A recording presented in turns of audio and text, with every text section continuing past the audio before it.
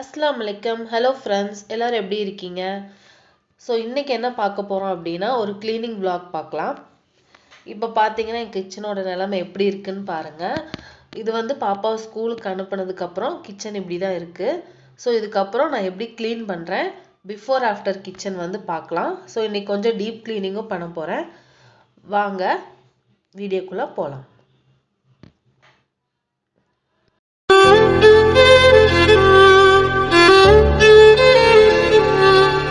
First பார்த்தீங்கன்னா நான் அந்த மேடை மேலே இருக்கிறது எல்லாத்தையும் வந்து கீழே இறக்கி வச்சுட்டேன். ஸோ தட் அப்போ தான் நம்மளுக்கு வந்து ஈஸியாக அந்த சோப்லாம் போட்டு நம்மளுக்கு வாஷ் பண்ண முடியும் அப்படின்றதுனால. க்ளீனிங் ஆரம்பித்தோடனே இந்த டீ போடுற வேலை, அப்போ அந்த அன்னைக்கு தான் எல்லாருமே சீக்கிரம் எந்திரிச்சிட்டாங்க. ஸோ இந்த மாதிரி இடையில ஒர்க் வேறு வந்து டென்ஷன் பண்ணிகிட்டு இருந்துச்சு. அன்னைக்கு பார்த்தீங்கன்னா பாப்பாவுமே சீக்கிரம் முடிச்சிட்டா. ஸோ அப்புறம் என்ன பண்ணுறதுன்னு டீ போட்டு முடிச்சுட்டு பாப்பாவுக்கு வந்து எப்பயும் போல் அவளுக்கு காலையில் கொடுக்குற அந்த நட்ஸ் மில்கை வந்து ரெடி பண்ணி அவளுக்கும் கொடுத்துட்டேன். ஸோ கொடுத்ததுக்கப்புறம் நம்ம வேலையை வந்து ஸ்டார்ட் பண்ண ஆரம்பிச்சிட்டேன்.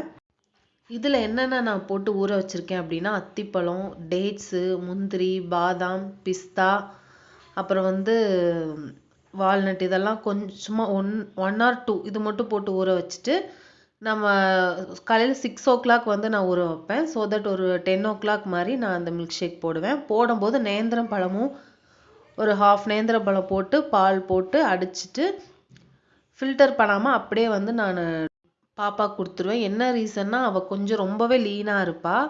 ஸோ அவளுக்கு உடம்பு வர்றதுக்காக நான் இந்த மாதிரி டெய்லியும் மார்னிங் வந்து கொடுத்துட்ருக்கேன். ஸோ பார்த்தீங்கன்னா அந்த வேலையும் முடிஞ்சிருச்சு. காலையில் வந்துட்டு டீ போடுற வேலையும் முடிஞ்சிருச்சு. ஸோ இனி வந்து க்ளீனிங் ஸ்டார்ட் பண்ணலாம் அப்படின்னு வந்து ஆரம்பிச்சிட்டேன். இது இவளுக்கு பார்த்தீங்கன்னா இவ்வளோதான் இருக்கும். இதை கொடுக்கறக்கே பார்த்தீங்கன்னா ஒரு 1 hour எடுத்துக்கும். ஸோ அவ்வளோ கஷ்டப்பட்டு தான் கொடுக்கணும், வேறு வழி கிடையாது.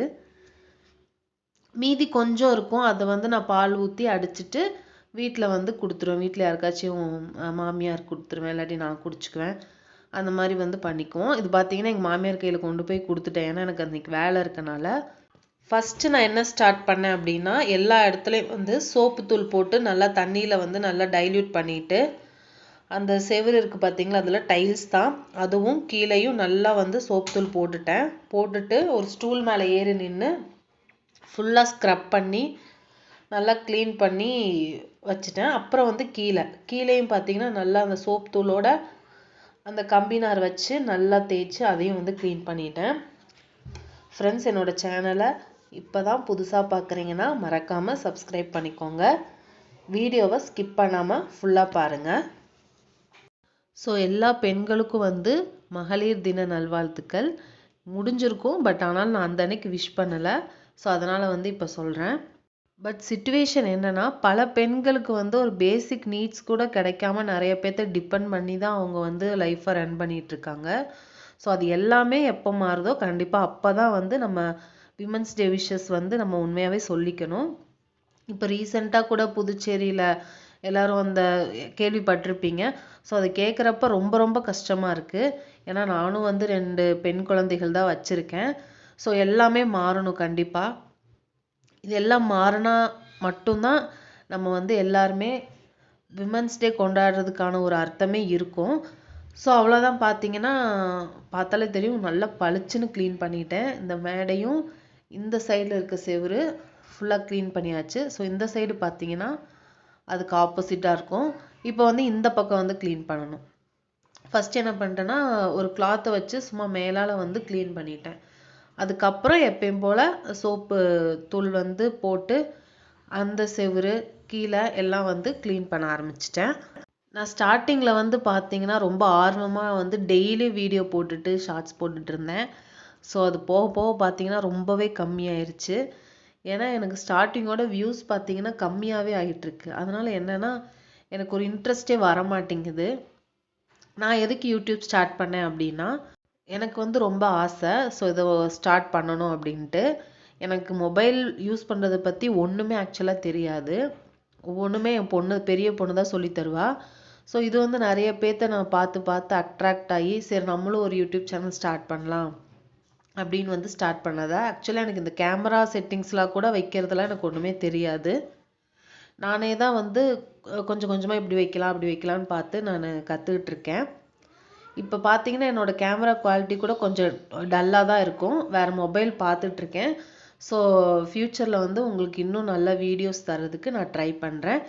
இதெல்லாம் நடக்கணும்னா நீங்கள் கண்டிப்பாக எனக்கு சப்ஸ்கிரைப் பண்ணால் மட்டும்தான் எனக்கு அது பூஸ்டப்பாக இருக்கும், நான் பண்ண முடியும்.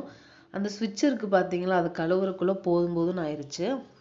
ஸோ அவ்வளோதான். இப்போ இந்த சைடு பார்த்தீங்கன்னா இங்கே பிளேட்ஸ் எல்லாம் வச்சுருப்பேன். ஸோ அதெல்லாம் எடுத்துகிட்டு அதையும் கழுவிடலாம் அப்படின்னு சொல்லிட்டு பிளேட்ஸ் எல்லாம் 1 by 1 எல்லாம் எடுத்துட்ருக்கேன்.